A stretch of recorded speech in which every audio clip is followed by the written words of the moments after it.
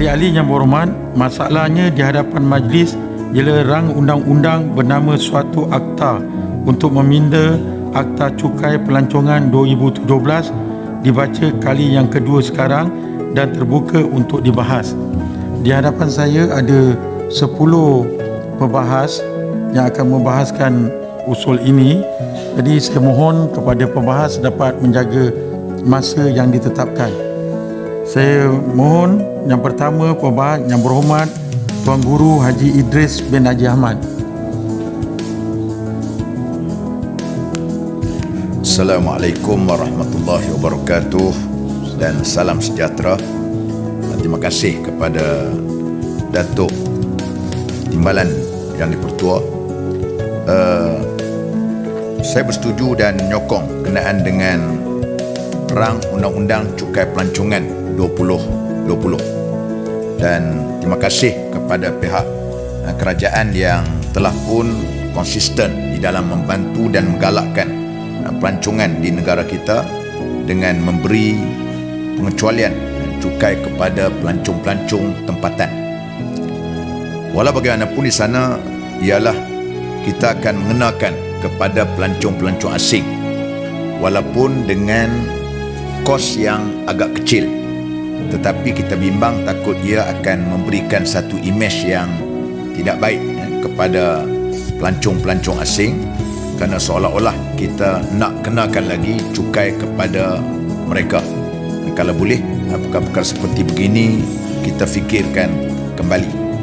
Dan yang keduanya ialah berkenaan dengan memang negara kita ini sebenarnya banyak tempat-tempat yang menarik untuk kita lawati, tetapi orang-orang yang kaya-kaya macam sebahagian besar di kalangan ahli Senet ini, kecuali saya, yang kebanyakan ujung tahun mereka akan melawat keluar negara, terutama bulan 12 ni ialah bulan pelancong untuk bermain salji di negara-negara yang ada salji, dan melawat juga di sana zoo ataupun tempat-tempat untuk mereka main scuba sebagainya.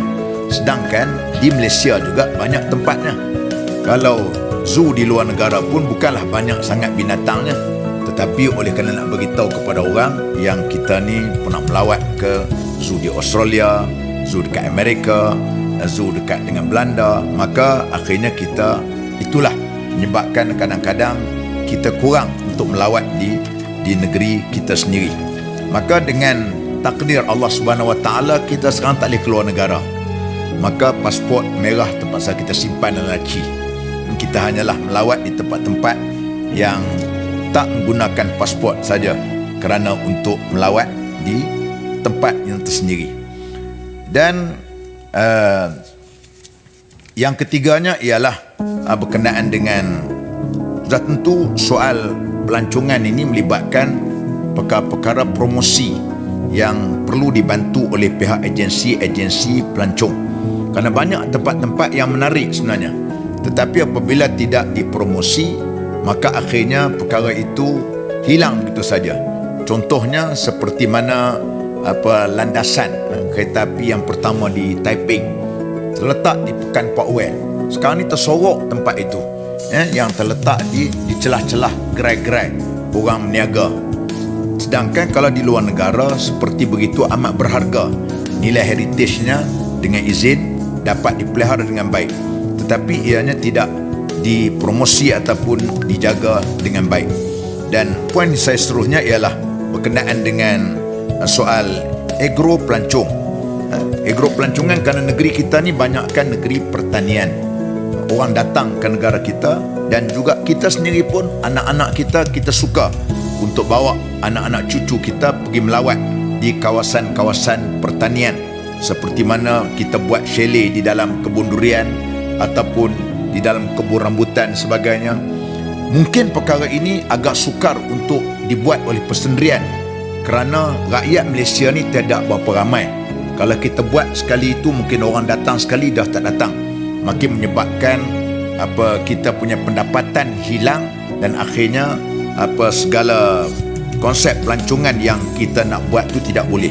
Walau bagaimanapun benda ini boleh dibuat oleh agensi-agensi kerajaan yang berkaitan dengan pertanian. Kita membina chalet-chalet di tempat-tempat situ kalau musim durian. Kita menggalakkan macam di tempat saya dan juga di Batu Korau. Setiap kali musim kita membuat tentang pesta makan durian.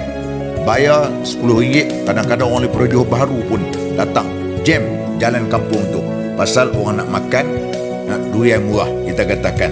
Maka itu salah satu daripada menggalakkan pelancong dalam bentuk agro pelancongan yang terdapat di dalam negara kita yang perlu kita promotkan, kerana ini adalah merupakan satu perkara yang amat baik untuk kita lakukan dan kita laksanakan. Terima kasih kepada Timbalan Yang di-Pertua. Wassalamualaikum warahmatullahi wabarakatuh. Terima kasih kepada Yang Berhormat Tuan Guru Haji Idris bin Haji Hamad